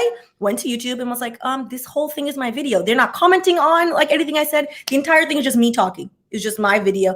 And it hurt my feelings, to be honest. I was like, I worked really hard on that. Like, how dare you take my copyrighted work? Whenever you create something, it's yours. Like, for example, the minute you're done with the video is copyrighted. You don't have to file anything. So the video got taken down. So it then sent them a notice. This has been taken down due to copyright, blah, blah, blah. The person then got bold and sent me an email. And I was like, what is your problem? Anyways, that's neither here nor there. But generally, it's to protect creators, to be like, hey, that's mine. Like, you know, you can attribute it, but you can't just steal my stuff and make money off of me. Like, that's a mess. So with this, the copyright owner of the picture is Mary Jo, is the grandmother. She took the picture. So she owns the copyright to the picture. I don't know how it ended up on the internet. Maybe she accidentally posted it, child. I'm telling you, my dad does all the time. Older people will do whatever they want to do any time of the day. They just choose violence. So I guess she posted it. Maybe Khloe accidentally posted it. I don't know who posted it. Khloe didn't want people to see it. The more, to be honest, that she's fed into this, the more it's turned into a thing, because the high editing that she does on the photos is not realistic. It's setting an unrealistic body standard, but also I think it's disingenuous to have this conversation without also addressing the fact that she may or may not have body dysmorphia. So that is something to be cognizant of and to, you know, for that. However, her trying to threaten people and their actual livelihood by threatening legal action against them when all they're doing is telling the truth is a little bit much. It's a little bit much. So these are some comments, just put into context, just kind of how people reacted online. These are on her page. So Nicole's and Vig said, I actually liked the pic that was posted. Thought you still looked amazing and real life. I thought she looked nice. So someone said, you know, I must be blind if there's something wrong with the photo. She looked beautiful in it. I think so. And then Catherine, here down below, said, I agree. I think she has a big self-esteem issue and has constantly compared herself to her siblings, which is true. And she has talked about this often, which is unfortunate. So someone said, I think you care more than we do. I mean, her trying to get it taken down caused more commotion. Had she just let it ride, people would have forgotten about the photo, to be honest. But so here goes Joyce Quidgy. Said, we're all out here trying to pay our bills and survive, and this girl's biggest struggle is a bad photo. And then someone said it wasn't even a bad photo, it was just an unedited one. To which then crazylove_1824 commented and said, there's plenty of people dying from suicide and people suffering from mental illness as well, but of course that isn't a thing to people. She states she has been bullied because of her appearance. Maybe you should look up eating disorders or other mental illnesses and wonder why some people worry about the body image. Doesn't matter if she has money or not, is a real thing, and went on, which is a valid point. To Khloe, it is a giant deal. But legally, was it necessary to hire an attorney? And by hire, I mean, it's not like she went out and found this person. This person's probably on retainer, and go and threaten legal action against multiple people. No, that part, not depose MJ. I can't with y'all. Not James and depose MJ. That part wasn't necessary. She could have just let it go. It would have disappeared and we all would have forgot about it. I think, personal opinion, obviously I am a juris doctor, not a medical doctor, but I think, you know, she should really, and she issued like a long statement about it, about why it affected her. I think she really should see somebody about that. It's very sad. Someone did, and do I have the tweet? Someone made a tweet though and said that they wouldn't feel bad for her because she's always allegedly putting a light filter on her dark-skinned biracial daughter, which I take offense to, as True is half Jamaican and looks very Jamaican and is a very beautiful child. People have to learn from their own issues and not pass them on to their children. The child is brown. It's fine. She's beautiful. Like, leave it alone. So Spring Ice, Icing Ice, Jasmine, said it's a valid point, but she plays into and upholds these hard to attain beauty standards that her family creates. This is true. A lot of people are, you live by the sword, you die by the sword, which is you have created this. And to be fair, I think Kim created all of it. And then poor Khloe just got roped in like, God damn it. Now we on this show acting a fool. Like, okay, whatever. But she is upholding these standards that none of us can, because it's not real. None of it is a basis in reality. Nobody's body, the doctors, the plastic surgeons when I was doing research were complaining and were like, listen, there's so many of my clients come in, the doctors saying like, hey, I want this picture. I want this body. And the doctor's like, that's not real. That's Photoshop. Like, unless you want to live in The Sims, boo, I can't do that for you. So yes, I completely agree. I think she does have body dysmorphia. So Ashley said, I think she does have body dysmorphia. I feel for her, but at the same time, where's the personal accountability of the unrealistic body standards she tries to live up to and promotes? This is true. I think she should have just owned him. Like, this is what I look like without filter, without retouching, without, my brown edit, because she's making herself look a little bit more brown and then making True look a little bit more white. And it's not making sense. It's just a mess. It's just a mess. And Chelsea, they also use a filter that makes them look like they have no skin texture too. I noticed that all their skin looks like super smooth. Like their skin looks like this one part of my forehead, like just right there. The rest of it, yeah, it just looks like that. It looks crazy.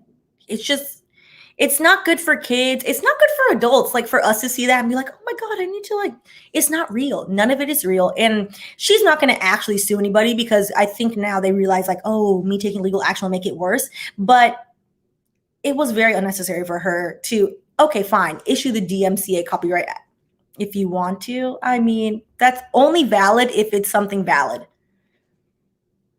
But for her to then get the woman blocked on Twitter, get her account banned for like whatever section of time. I don't know how Twitter works. I don't got the Twitter, but it's completely crazy.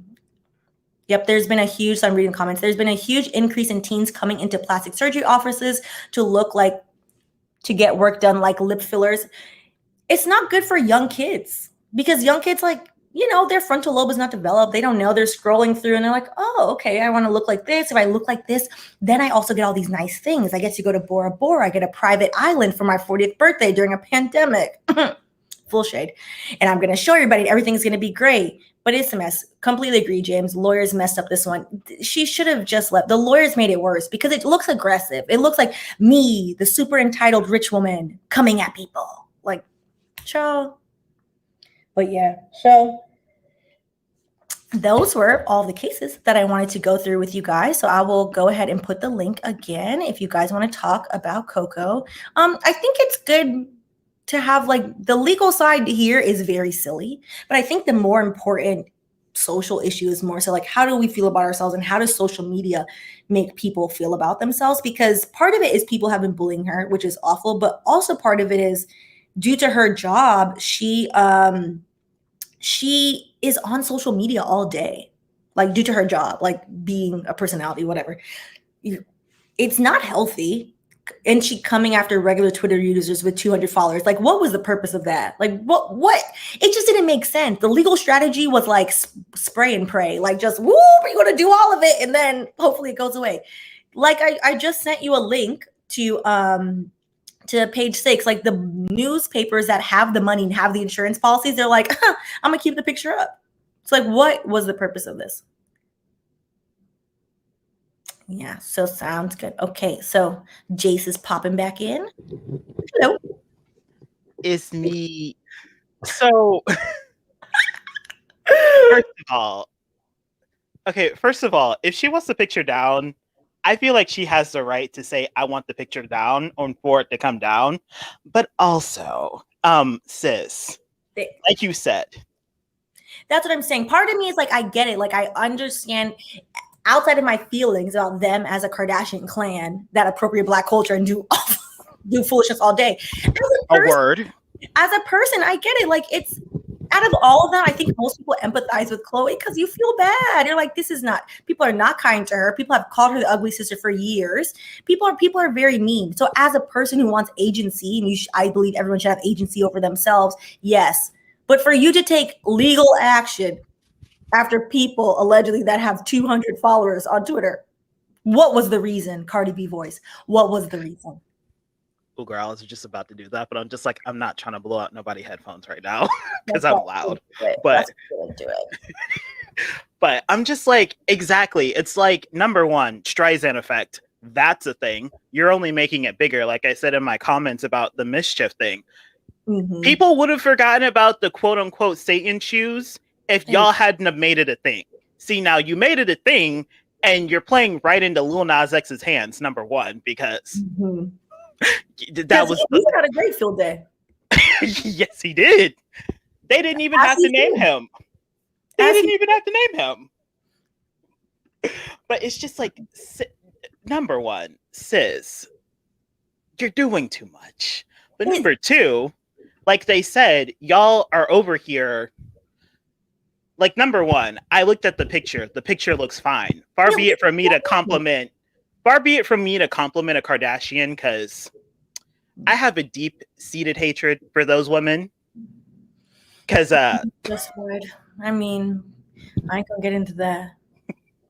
Well, I mean, they do themselves no favors. No favors. Don't. They really honestly don't. But like, the picture is fine. I would even go so far to say she looks good. She looks good. Like you said, she's almost 40. I hope I look that good. Almost 40. She looks great. The more like, and that's why I think a lot of people, it's bringing up awareness around body dysmorphia, because not to diagnose her, but she has mentioned a few times, which, I meant to get this clip, where she's mentioned she is like joking around, and a newspaper reported it, that allegedly she was on Snapchat saying, I think I have a little bit of body dysmorphia, but like it keeps me on my A game. No, honey, it's keeping you imprisoned in this idea that like you are something that you don't like, which is sad. That at a base level, outside of the person that she is, it's sad. It's sad. It's very sad. Like, there's so many people who would kill to have a body like that. Like, she has a nice body. She does. She went to some good surgeons to get that body. And exactly. And the over editing it's not realistic, and it's setting this expectation where like you see like everybody all of a sudden like their hips look super round. But I'm like, but when you look at them unedited, it doesn't look like that, because nobody's hips really look like that. And then their waists are teeny tiny, which is not real. And I'm like, exactly. This is not strange. And then it just makes the average everyday person who's just trying to mind their business and get through life be like, oh, here's another thing I'm failing at. When exactly. We the normal people are not failing, but you know. And it's like, that's the one thing that gets me is you are upset that people are seeing your body as it is, but you are contributing to a system. Now, like you said, she's not contributing. Like, let's have some nuance here. She didn't contribute to it the way that someone like Kim contributes to it, or even let's drag Kylie into this as well, because that one as well.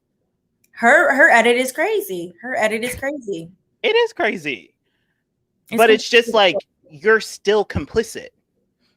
She's complete. Like, at one end, she's a victim of her circumstances, and not that I ever would be like, there's a victim. She's a victim to Kardashian. There's immense privilege there. However, she is to an extent a victim of her family being like, well, what am I going to do? Continue to be called the ugly one? Continue to be called the one that with a different dad? She mentioned that in her press release.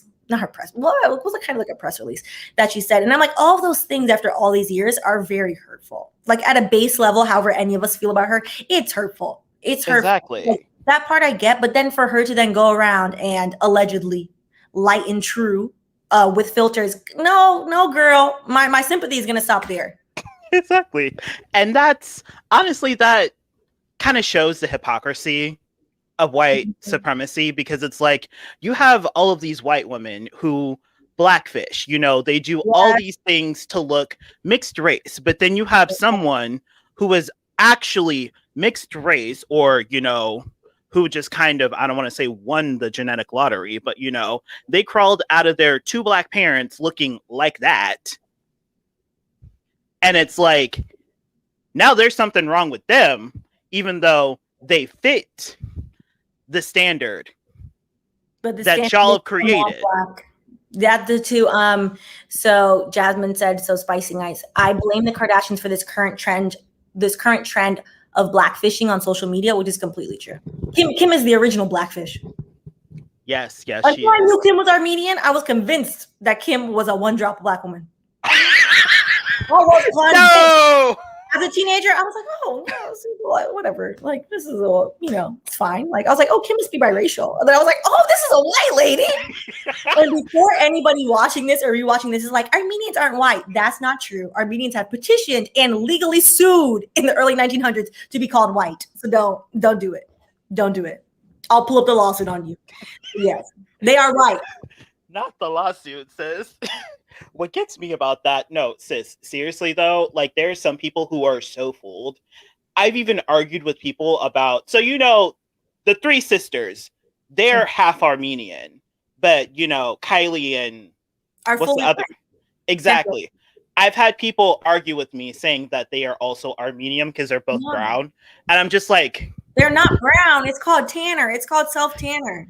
Exactly. I literally pulled up pictures of Kylie on this one girl because I'm that petty Virgo. But she was just like, all these things like trying to defend Kylie. And I'm just like, do not defend this little white girl to my Black behind. It's the culture vulturism to me. It's the unapologetic, I'm going to wear a kimono, try to trademark kimono when Kim did that. Girl, that made me scream. I'll put braids in, call them boxer braids. Bitch, what are you, boxer braids? Sorry, I didn't mean to take. It's really boxing. And this is honestly why, because I've seen like this kind of weird thing amongst Zoomers thinking that appropriation isn't that big a deal, and I'm just like, yes, that's all they know. Here goes James. Never forget the Pepsi ad. I'm done. Pepsi Jenner. But yeah, no, I walk up with the Pepsi like this. Problem solved. Sis, not the Pepsi. But I'm just like, good one, James. Good one. But like, I've literally and like 5 and like these are some like brilliant kids, right? Like I don't want to say kids like demeaning because I'm not that much older than them, but like they're brilliant, they're smart, but they'll say things like that and I'm just like, you don't know how big a deal it is because that's all you know. When you were growing up, like you grew up in the age of the Kardashians. I didn't grow up in that. I grew up in an age where I saw Black people who actually looked Black on TV. UPN, sis! Sister. Sis. All now is just biracial, extremely high yellow women, and then dark-skinned men. So I was like, wait, there are no dark-skinned women? Y'all can't find dark-skinned women? I'm confused. They don't exist anymore? And when they do find dark-skinned women, they're foreign Blacks. Why is it literally every time I see a woman darker than a paper bag on TV, she's British, Nigerian, some kind of, African native? And listen, there's nothing wrong with that. I ain't got nothing wrong with that, sis. I myself am a foreign Black. My family is West Indian, but it's just like. But we're aware. I feel like not Caribbean people in general, because some of us are very trifling, but some of us are aware that where is the Black American / African American, depending on how I want to identify, where is that representation and where has it gone? Because we've all in this generation grown up on UPN, on Sister. Even half and half pointed it out. One was biracial and one was Black, and that's fine. That's beautiful. Let everyone have their identity. Exactly. And that's the thing too, is I don't think there's anything wrong with seeing biracial people on TV. In fact, I think it's great that biracial people are seeing other biracial people on TV. Like, I love that Zendaya's getting her shine. Mm-hmm. I love that Yara Shahidi's getting her shine. I love that all of these girls who are also very aware of their privilege and who are speaking out against these types of things. Some of them. Mm-hmm. Some of them. So some of them just be taking up space that is not appropriate. Right. And I mean, some of them also are not Zendaya, because Zendaya will I snatch love you up real quick. That's my favorite. She's my favorite. Mine too, but I love just her. still need that second album, but still. But it's just like, where are the unambiguous Black people? It's true. It is true. Where are they at? And because you also identified as light skin. As a light skinned person, I understand that colorism benefits textures and benefits me. If you like 3C hair, but 4C nappy makes you unhappy, you need to assess why that is. Exactly. As I see, like, I won't show y'all because it's like has hopefully some goals that will come true. But on my vision board is brown skin and dark skin women, because that makes me feel seen. It's people not realizing if you show all of us in all of our colors, most people will feel seen. But because they refuse to show anybody with a shade of Blackness these days, any women specifically, because there's no shortage apparently of dark skinned men. Apparently. All of us could feel seen if you would show a dark skinned woman. But, so where they at? Child, the erasure is a mess. Right. But on that note, I'm gonna go ahead and take Chelsea's call. Thank you, as always. All right, thank Our you. little brings me a lot of joy. Same. Bye. I'll catch you later. Hello, Sistren. Hello, can you hear me? Mm-hmm. So I actually had a question in regards to this Khloe photo thing that I feel like came up a couple of years ago. I don't know if everybody remembers. Well, I'm sure you do. But when Beyonce did the Super Bowl, and I don't remember if you remember in the days afterward that there was this huge thing where her team apparently was like, we're taking down every bad photo of her that's on the internet. And they basically like scrubbed the internet. I don't know if anybody remembers this, but I remember this being a thing, because there's even now you can't like find certain photos of her that aren't unflattering. And I don't know if they specifically came out and said it, but it was one of those things that was like put out there that like they were basically taking down all those unflattering photos of like, you know, maybe she was doing a dance move and it didn't look quite right on photography. And so I'm wondering, in that regard, what do you think should kind of be like the legal precedents around there? Because that's not even just to solely single out, you know, Beyonce or Khloe. I feel like a lot of celebrities, once you get to a certain point, this becomes, you know, normal, where you'll have people who will take down photos that you think are unflattering, XYZ. What do you feel like? Where does the line end, I suppose, on that? And I'm not saying that you can't decide, you know, if you think it's a bad photo, XYZ, blah, blah, blah. But I do feel like we're getting into an interesting point. And I wonder what your thoughts are. We're getting into a point of somewhat censorship, because even with me, AJ asked which KKK member is the topic today. It was allegedly Trump, but it's fine. You could rewatch and find that. And I say allegedly because it's not confirmed that he's a member, but his actions would lead me to believe other things. Anyways, we're getting to a point of like kind of censorship. So for example, with the Trump case and the insurrection, when I was trying to look up photos, a lot of the photos were copyrighted, and it was like, you need to pay literally $400 for the license. And I'm like, well, I probably would qualify under fair use, so maybe I could do it. But also, y'all know I owe a lot of student loans I've been paying off. So I was not about to risk that, which why y'all didn't get more photos. But it comes to a point where it's kind of a rewriting of history if you're taking out all of the photos and people can't see everything. So I think it's going to come to a head, because a lot of celebrities do this. They're like, oh, I don't like that picture of me. Take it down. Take it down. There is a line where you're right as a person and you have agency over yourself and how you want to be seen in the world. And then what you are entitled to as a public figure. Public figures differently have different rights. So for example, like in defamation that we've talked about sometimes like on this channel, when you sue somebody that is a public figure, if a public figure sues you for defamation, they have to prove malice. You have to show like, I did it because I hate your stinking guts. You are the scum beneath my toes. Like you have to show all of that. So I think it's going to come to an end. I don't remember the Beyonce thing. I think Beyonce is Beyonce, to be honest. Right. Queen Bee acts quick and acts in silence. I think that's probably why, like some of us don't remember. Versus poor Koko, you know, child, she has like no couth sometimes. So she just acts like had she done this silently and just silently taken it all down, this would have been less of an issue. But her legal team really was sloppy. So I'm not for hire, Khloe, but you need to maybe get some new lawyers. Oh, also, I meant to tell you that it was her grandmother just posted the photo because she Well, thought she I looked knew nice in was it.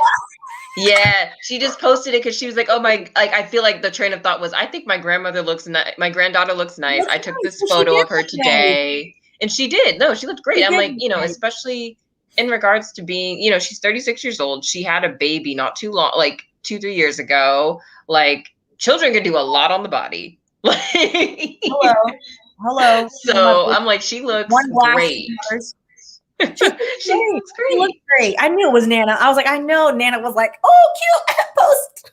Right, literally, MJ, poor MJ. She doesn't know any better. She doesn't know. There are some Does she even know about all this? That's the real question. Does she know about all of this hoopla? Probably not. Because, can you imagine Khloe then explaining to her, Nana, by the way, that picture you took of me, I'm very upset about it. So, I have hired attorneys to get it removed. MJ would sit there and be like, what are you talking about? Literally. She's probably like, I just had my assistant post that, girl. I thought you looked cute. Listen, yeah, I think if she had better attorneys who were more discreet, it would have gone away quicker than this commotion she caused. But part of it is, which is sad. There has been, and I haven't watched that show in years, but back in the day when they used to wear like Juicy Couture sweatpants, but it was like the hoodlums. I was like, oh, these some hoodlums over here. When they used to rock around like that, they have a weird thing because everything is for show. And so sometimes Khloe, unfortunately, has been the punchline of that show. So part of me is wondering, like, this could have clearly been handled better. Why wasn't it handled better? And are all of you just benefiting off of, her clear self issues with herself? No, I feel like they've been doing that for years because, like you said, she's literally been seen as like, the other sister, though I would, like to, I feel like it is important to say that I feel like she'd be fine in most families, but just comparatively, she's just in a family where they more align with a certain type of standard of beauty. I mean, everybody's beautiful. And I feel like that's really what it is. And she's just never fully embraced how she actually looks. Like, she still dyes her hair because she's actually a natural blonde. I remember her saying that way back in the day on the show. Cute. She's a blonde. She has curly hair too. Hi, liberated. Yeah. But yes, like she has curly blonde hair. If you look at old pictures of her, it's a very cute child with very cute hair, which is why True's hair is likely so thick in texture. Because her mother has curly hair and her father has like what 4C hair too. True is a whole yardie. True is a whole yard. No, True is literally like a little black girl. She is a little black biracial girl. Well, and they just need to leave the child alone. Leave her be. But yeah, we got to pray for all their kids. They're gonna terrorize all of us in 10 years. But yeah, I think, related to what people were saying about them setting these unrealistic beauty standards, it's true. Like, you aren't able to live up to a standard that you all have set. And that's now become the dominant standard by most people, and it's unfortunate, but we stay the hero, we live to become the villain. So this is kind of the karma for that, unfortunately. I feel like they all suffer under it, though, to be honest. I just feel like the rest of them kind of hide it better. But even like Kylie getting lip fillers and getting surgery so freaking young, like, that was like one of the clearest indicators that this is affecting everybody in this family. And you all are just caught in this hamster wheel. Because Kylie, I think I remember like when that happened, because Kylie and Khloe are the closest, like they're close together. And I think, like, just a guess from what I'm guessing, because people are mean online. Like when she was dating Jaden Smith, people are like, oh, look at him with that ugly girl. Like, the people called her, poor kid was like 15 years old. People said all type of awful things about this child. So I think part of her probably was like, oh, I don't want to be like Khloe, get bullied my whole life. So I'm gonna fix it now. Right. No, I think 100%. Yeah. And then I also think she was trying to attract a certain type of guy. But that's a separate subject. I will never understand the men that bash black women, but then want to date a white woman with black features. I will never understand. I will never understand.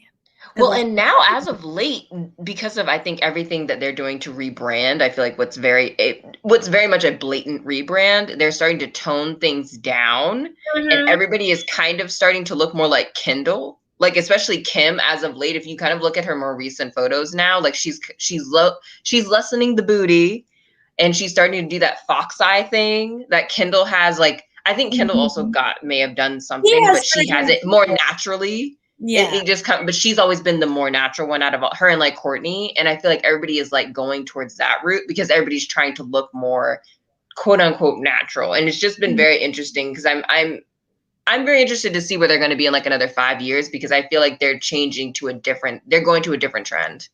I think so. And then also, like, for what it's worth, you know, being a lawyer, California is the only state where you don't have to go to law school to be a lawyer. You can do apprenticeship, which that interesting, which Kim is doing. So Kim will likely be a licensed attorney probably by 2022, I think, or 23. Like, I don't know like how many years of apprenticeship she's done, but you can do apprenticeship and then take the bar exam. And then I think most people do realize Kim is very smart. This whole thing only exists because Kim sat there and calculated the whole thing with Chris. Kim is not stupid. So she'll likely pass the bar exam very quickly. And I think they're pivoting to, you know, Kim the lawyer. Kim is very big on, which, you know, I will give her the recognition that it's great that she's doing that. Is she using these people? I don't know. I don't like read into it. But Kim has helped exonerate with a team of actual lawyers. I think a lot of Black women. So big up to them. Exonerated a few incarcerated Black people, and is very big and uses her platform to do that, which is great. Whether or not she's using them is a different story. I don't know. So I'm not commenting on that. But I think they're going in that direction because they're basically the original influencers, the original lifestyle brand. Yeah. And it has to end. It has a shelf life. Like Chelsea and I were talking about this before. Like, how long do the lifestyle girls on YouTube last? Because people are mean as hell in those comments. Like, people are in their business all day, every day. I'm like, damn, just enjoy the aesthetic and the clothes. Like, what's the problem? So they've been doing this for what, like 10 years now? I'm sure they want to pivot into something else because people are also, what else are we going to watch? Them fake fight with each other.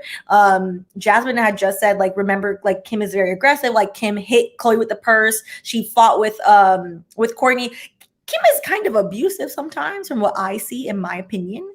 She does a lot. She does a lot when you get her like riled up fully. What girl? Like, why are you like play hitting people? Like, you're too old for this. Like, it's too old. But I think I agree. I think they are rebranding. And someone else said that they think that they're rebranding maybe into body positivity. I think for her to rebrand into body positivity is her to like send another press release and be like, actually, I thought about it. Okay, I don't like the photo, but I'm gonna go to therapy and learn to like the photo because the photo is me.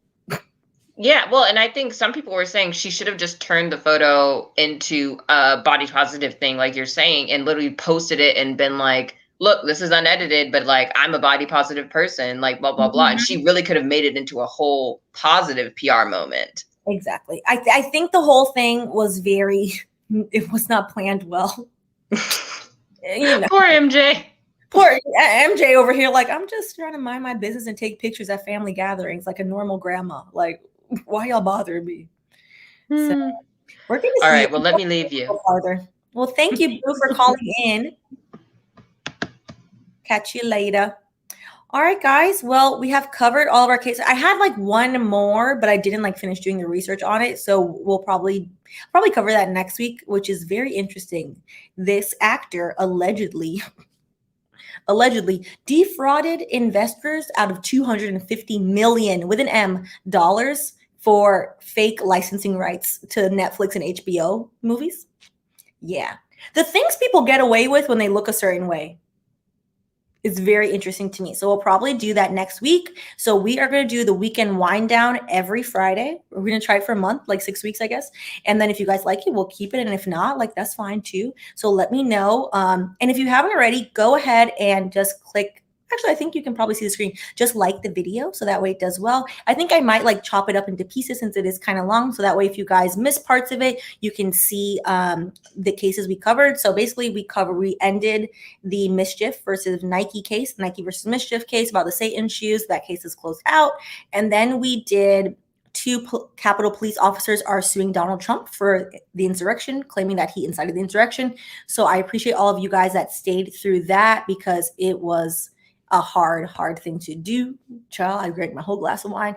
And then we did Khloe which that's not going to turn to a case. That's just her spending legal fees, child, doing nonsense. Yes, I know the topic was very good. I'm so sad. I'm so sorry. Blame corporate, child. Work has been kicking my butt. But yes, we will definitely cover that one next week, because then I'll have all the details of the indictment, exactly how this man proceeded to do that. I have questions. I have serious questions. So we will do that one next week. Oh, thank you so much, James. James said he tells 5 people about this channel before next week. Thank you so much. Everyone tell 5 people about this channel before next week. I did not read it right, child. Blame the wine. But yes, thank you so much. And also, speaking of telling 5 people, we are very close to 10K. When I checked it like earlier, I was at 9,400. Which is kind of crazy. So if you haven't already, you can should watch. I do like my student loan update every month, where I tell you guys like how much I paid off my student loans, because I'm paying off 6 figures of debt. And when I get paid, my debt paid off, y'all will get more videos if you catch the drift of where this is going. Which is great. So in that video, I actually did like my student loan payoff, but then I went through like my YouTube journey to thank all of you guys that have been here supporting me this whole time. I want to give you guys some context. Oh, sorry, I'm shaking the table. To give you guys some context. So we're almost there. So if you are watching this and you have just realized that you are not subscribed, you should subscribe. We are having a bashment. You know, it's going to be fun. I was actually thinking, I wanted to get y'all's opinion on this really quick before we go, because I know it's late and y'all have fun things to do. Do you like the live? Like, how do you feel like this went? And then also, would you be interested in like an Instagram live on Sundays, like a little, brunch where we just do like hot topics, like not necessarily legal related, just like what's going on in the week. We could talk about like whatever, like more of a kiki. Like, I feel like this is a kiki with like some law too, like law and key, but that one would just be like whatever is going on in the world or whatever you guys want to talk about. So let me know in the comment before we log out, like if you guys are interested in that. So, I always take your feedback into consideration. So that way, we're on the same page in one accord. Oh, thank you, James. I appreciate it. I like the wine element. Yes, the wine is great. Marsha, so I used to live with my grandma. So I literally like am an old Caribbean woman. Old. Like in my spirit, I'm really a strong 65, which I'm happy about. But I think broader topics, maybe an FAQ one that we could post questions about goals. Oh yes, goals, finances. Yes.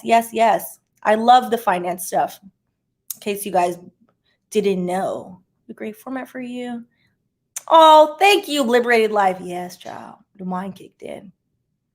Y'all love to see Lucy Goosey Stephanie. Listen, Jasmine, you see my grandma. My grandma, I'm not going to show you my legs because that would be weird. But my grandma has like the legs of an 18-year-old. I was going to show you my legs and be like, they look better than this, but that would be so strange. What? Dang, I'm so sad I didn't upload a picture right now so y'all could see like Daphne. Actually, I'm going to leave you guys with a picture of Daphne. She's going to be like, you did what? You showed me to who? Why? I'm like, because they need to see you. Hold on. Please hold while I find Daphne for you, and then we'll be done, as I clearly am into a very happy place Friday rant about nothing now. Because you should moonlight as a comedian. You know what? Deep in my spirit, I feel like I could do okay as a comedian, which is really funny. Like not the best, but enough to like maybe not get booed off the stage. I want to try it like one good time, and then if I get booed, then fine. But I'm all about, my goal in life now is to, live my life like Shaq, who does whatever the heck he wants to do. Post law school loans, like that's my goal. Hold on, I'm trying to find this specific picture of her because she is the bee's knees. Hold on. This is not the picture I want. But that's okay. Y'all are going to get this picture. Send. Okay. Her and my grandpa went to a wedding and she had this low cut dress on. And I was like, where are you going? Just stunning. But I'm going to show you how she shows up to my house, literally. And by house, I mean my apartment, just because, for dinner. I'm trying to see, where's the picture of her? Oh, I'm so sad I can't find the other one. Scrolling. Okay, I lost. It's like my favorite picture too. I know I have it saved. Watch, the minute we get off this, I'm going to find a picture for her. Anyways, because I'm sitting here taking up y'all's time. Let me show you Grams, and then I'll kindly let you guys go. I will drop her into, hold on. Let me put her into our PowerPoint. Duplicate slide. Also, I'm so glad that you guys enjoyed the live. I had a lot of fun. I always have fun with you guys. Okay, hold on. Uh-oh. I'm trying to make sure she fits in the screen. Actually, I can make her look a bit bigger. She's a tiny woman. Okay. Present. All right. Here is Grammy. But yes, this is the love of my life, my grandmother. No, she doesn't have her fro in this picture. I'm so sad. I have a great one of her like in the 70s with my grandpa with her fro in. I think, you know what? Grandma will be the theme. I'm just going to end all the lives with a picture of grandma. Everyone low-key hoping Stephanie drunk too much wine and allow some wine to be. I am not drunk, okay? But yeah, this is Daphne. Daphne's a stunner. And this is how she showed up, mind you, on a Thursday for dinner in my apartment. This is where my love of Ankara comes from. Daphne's it. Daphne is everything. Daphne is the funniest, sassiest, down-to-earth, way too truthful person I have had the pleasure of knowing in my whole life. So yeah, so Daphne will be the end of all of our lives. And I'm going to bother her and probably get her to do YouTube with me and at least like do like one live with me so you guys can meet her because she's just the best. All of my friends know they've met her. She's funny. She'll read you with a smile. We're very similar. But you know, a good read, like a good Caribbean grandma read, like, listen, stop the nonsense. What was yeah, exactly. Beautiful. So Cherie Monique said, beautiful. I love it. What's the occasion? Oh, it's Thursday. That's Daph. Daph is, I get my nails done, my hair done. Everything is done all the time. Fun fact, and I'll leave you guys with this to keep your life spicy. I saw, don't do MJ. MJ is cute. They're both cute. I mean, but Daphne's a hot gal. I saw her taking a selfie because I used to live with them when I was in law school. So I see her like taking a selfie. And I'm like, first of all, who taught her how to take a selfie? I don't know what's happening. I said, Grandma, what are you doing? And she goes, oh, I'm taking a selfie for your grandfather. I was like, oh. So I just walked away because that was awkward. And you know what? They've been married a lot of years. So I guess that's the key, child. Keep it spicy. And on that note, before I say anything crazy that she gets mad at me for saying, I will bid y'all adieu. Have a good weekend. Thank you so much. Not Daphne. I'm logging off. Not Daphne the Stallion. I'm done with y'all. I don't want to hear these things about my grandmother, okay? Grams has lived her fullest, bestest life and is going to continue to live it, God willing, for like the next 50 years because I refuse. So yes, thank you guys. You guys have a great weekend. Cheers to you. Thank you guys for joining our first weekend wind down. And I will see y'all next week. I'll see you before then because I'm going to post a video, but I will see y'all next week.